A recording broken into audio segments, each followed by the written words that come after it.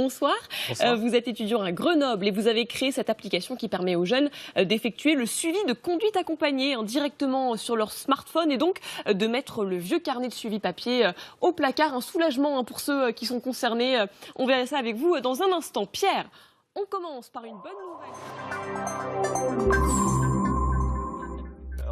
Un peu plus moderne. Allez, on va parler maintenant donc de cette application qui pourrait bien faciliter la vie si vous apprenez actuellement à conduire ou si vous accompagnez vos enfants peut-être dans cette épreuve. Ça s'appelle J'accélère et ça permet de réaliser votre suivi de conduite accompagné directement sur votre smartphone. On est avec Florian Sens, vous êtes à la fois élève et entrepreneur. Vous avez 22 ans, je le précise parce que c'est quand même assez impressionnant, à l'école d'ingénieurs INP de Grenoble. Et vous avez donc créé cette appli avec 3 autres camarades.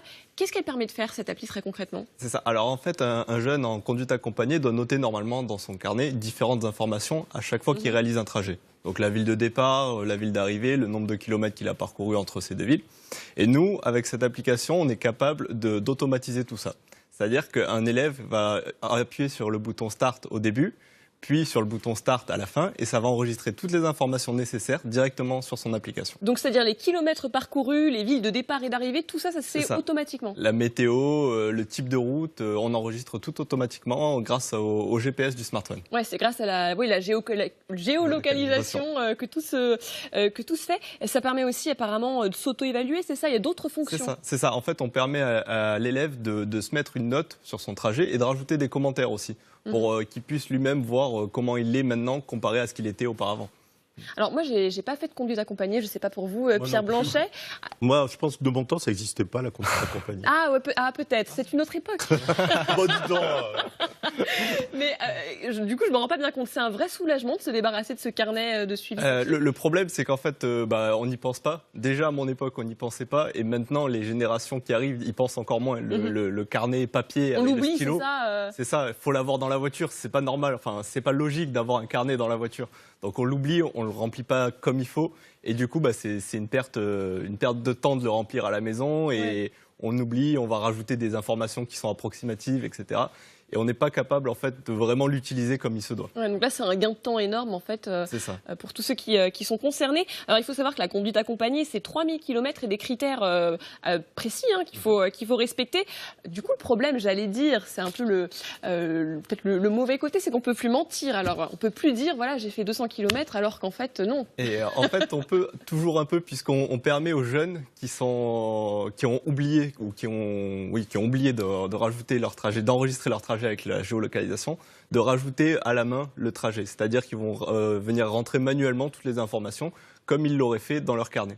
Ça leur permet de continuer le suivi même s'ils ont raté quelques kilomètres. Alors vous avez eu l'idée comment? Vous avez souffert de ça? Exactement. On est 4 à avoir lancé cette application du coup. Et on a tous les 4 fait la conduite accompagnée et ça a été une vraie douleur pour nous. Voilà. Je sais que moi, quelques jours de la date butoir de mon permis, j'ai rajouté vite fait quelques kilomètres pour compléter et arriver aux 3000 assez rapidement. Vous travaillez avec les auto-écoles aussi? C'est ça. Là, on a récemment lancé un nouveau produit qui permet en fait aux auto-écoles de voir la progression de leurs élèves. Donc, elles ont accès à un panel d'informations où elles peuvent retrouver le nombre de kilomètres parcourus sur chaque élève, le type de route parcourue de chaque élève, et les élèves qui arrivent bientôt à 3000 km et pour lesquels il faut donc préparer une date de permis. Et vous allez facturer ce service? C'est ça. J'imagine comment vous dégagez du bénéfice de cette application? Alors, la première idée qu'on a pour l'instant, c'est vraiment de faire payer à l'auto-école le suivi de leurs élèves. Alors, on ne demande pas un tarif très grand, puisqu'on sait que les auto-écoles n'ont pas des marges élevées, mais du coup, on leur demande une certaine somme par élève. Oui. Ça sera combien à peu près? À peu près 5 € pour l'instant. On est parti là-dessus. Sachant que pour l'instant, on est dans une phase de test. Donc, si des auto-écoles sont volontaires pour tester avec nous, c'est totalement gratuit. Et ça nous ferait énormément plaisir d'avoir de plus en plus d'auto-écoles qui commencent à utiliser le service, même maintenant. Bien sûr. Alors, j'allais dire, dernière question, elle est beaucoup téléchargée. Ça marche bien pour l'instant? Ça existe depuis quand, vous m'avez dit? Alors, il y a eu une première version qui a été faite pour un concours, en fait, qui est sortie en mai 2015. Mais l'application a vraiment été lancée qu'en mai 2016, puisqu'on a tout recommencé de zéro pour avoir une application propre. Et du coup, on en est déjà à plus de 600 inscrits. Et on se rapproche des 3000 trajets réalisés grâce à l'application. C'est pas mal, bah bravo. Merci beaucoup à tous les deux d'être venus.